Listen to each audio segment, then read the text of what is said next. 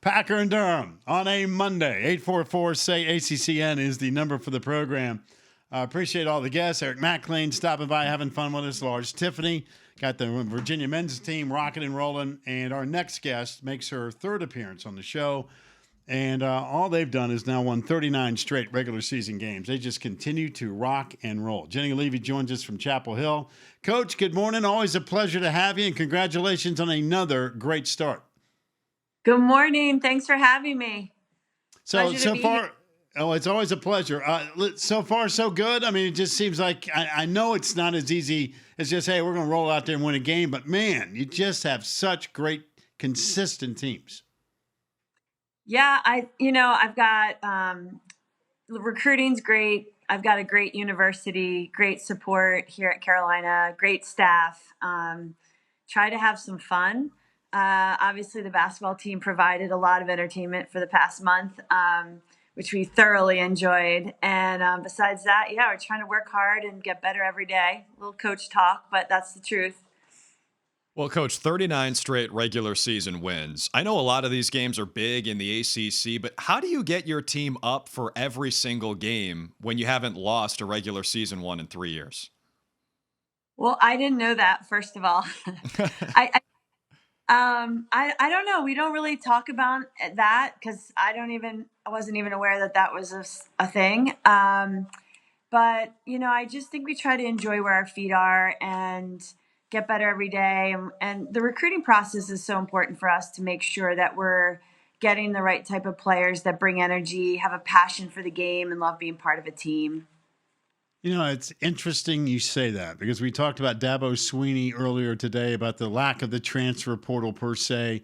We just got off the phone and talked to Large Tiffany, who talked about that delicate balance of building a team within. It sounds very similar with what you're doing, that the character of the quality of student athletes got to be right for it to work.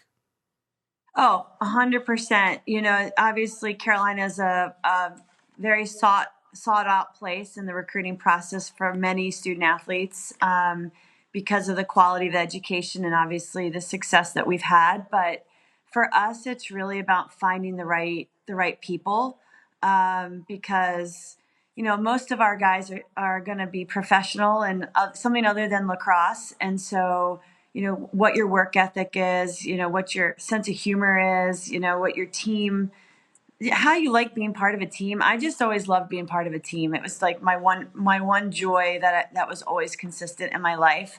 And so I try to replicate that here at Carolina. Well, if you had to describe this team's personality, I mean, we see what they can do on the field, but the personality of this team, how would you describe it?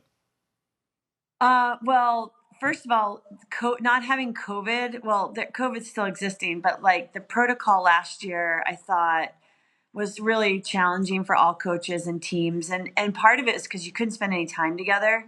And so we are so lucky this year that we get to spend some time together on and off the field. We do a lot of team building work, but most of this team this year is fun.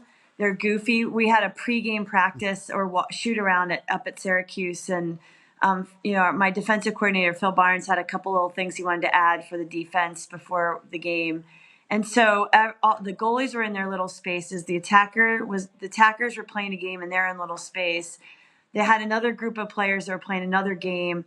And there was just loud roars of laughter, fun, and they were all playful. All the games were super playful, like silly little things that you made up on the fly with tennis balls, lacrosse balls, like whatever it was. So this team is playful. They're loose, and they're really well connected, and they're also really hardworking. So anything we do, there's a lot of humor that seems to be following, a lot of laughter, and a lot of just like, I don't know, giving each other a hard time all the time. Jenny, that sounds like our show. Yeah, there's just, we're loose to the point where, hey, by the way, you got to go to work at some point in time, but you eventually get around to it and you go take care of business. Ortega's been unbelievable, right? And we've had her on the show, and, we talk about Charlotte North all the time in this league because she scores like crazy, and Jamie's doing the same thing. You have coached a lot of great players. And I'm not going to tell you to qualify her because that's not fair to all parties involved, but what makes her so good? Jamie is amazing, and she's obviously doing a lot right now as far as setting records and on her way to set records this season. She can dodge, she can feed, she can play off ball. She's also super consistent competitively. She doesn't get too high, too low. She loves a big moment. She's a great teammate. She's very like humble. She's kind of chatty and nice, and she doesn't strike you as a kid who's going to go out and just rip your eyes out, but she does. And so I just think she's got this unique balance of competitive fire and obviously really talented athlete, really talented lacrosse player with really high IQ. And she's this season, because of how much depth we have on the offensive end, she's really willing to do anything. And so the ball's found her stick, obviously, this past weekend up in Syracuse for her, point output. But there's other games she just might have like 1 goal and 3 assists, and she's fine with that too. So she's really such a team player, but she's been an awesome player to coach for 5 years, and we will miss her next year. That is sure. That is for sure.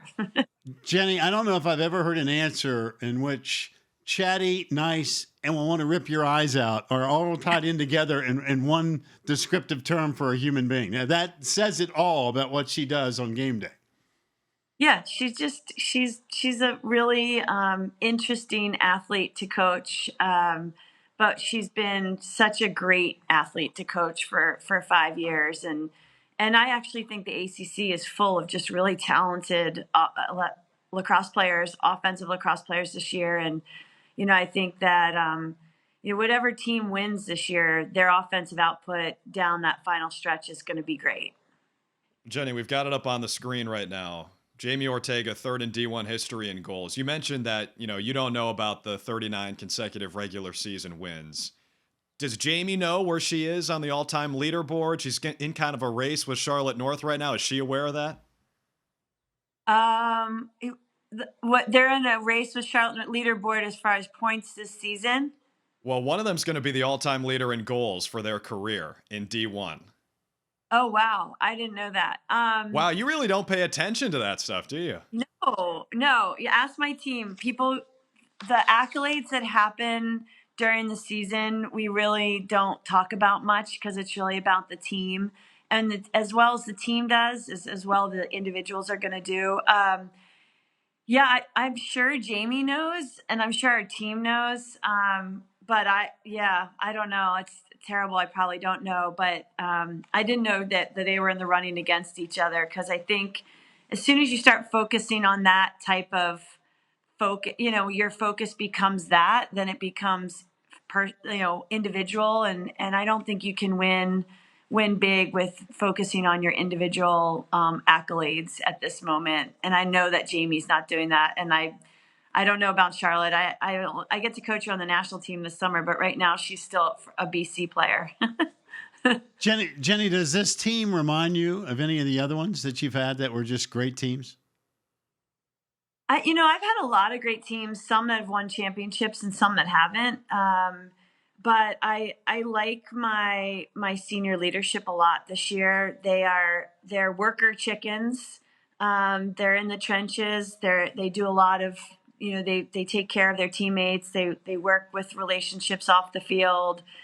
They spend time helping players on the field. So I like the chemistry piece of this group, starting with my leadership. The transfers that we have in fell right in line. They're really spectacular individually as human beings, and then obviously great lacrosse players. So I don't know. It's hard to answer that question. Each team has been so different. And even years like last year, we loved the team last year. We didn't end up with a national championship, but it was a great team. And that's our goal every year, is really, obviously we want to win. Last year's loss stung a lot. And credit BC for their brilliant performance over the championship weekend. But it doesn't take away from all the little memories that you have as a group. And I think, like we had last weekend, we played Notre Dame, and we had an alumni weekend. We had over 80 alums come back to Chapel Hill. It happened. Then the Final Four basketball game was that night. It was an epic weekend in Chapel Hill. And I think, just having so many alums that want to come back and be part of the program. And then you get this basketball game on top of it. Remember, it reminds them of like, oh my God, this is why I came to Carolina. This is sick. Can I sign up again for 4 years? I said, you still have to run. Remember that? And they're like, oh yeah, maybe not. Right. They have to be worker chickens again. I can't say I've ever heard worker chickens before. What does that mean? Well, I read Margaret Heffernan. I was listening to a podcast. I followed a couple of her things over the past probably 10 years, and she talks about social capital. And there was a study that was done that she found in England, worker chickens versus super chickens, and it was a 6-year study.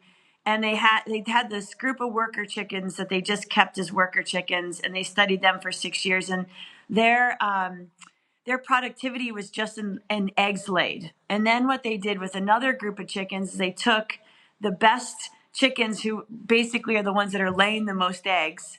They took them and they started to pull them out and make them into these super chickens. Well, at the end of a 6-year study, there was only 3 of the super chickens left because they all pecked each other to death. And they created an environment where they couldn't be productive anymore. So we like to consider ourselves worker chickens, where we can just get the job done, roll up your sleeves. Obviously we have a lot of talent, but we want a mentality of worker chickens, not super chickens. Have you passed this information on to Bojangles, a proud sponsor here of ACC Network? They might need to know about all this, Jenny. No, but I will credit Margaret Heffernan, who I've never met. She's from England, on some of this social.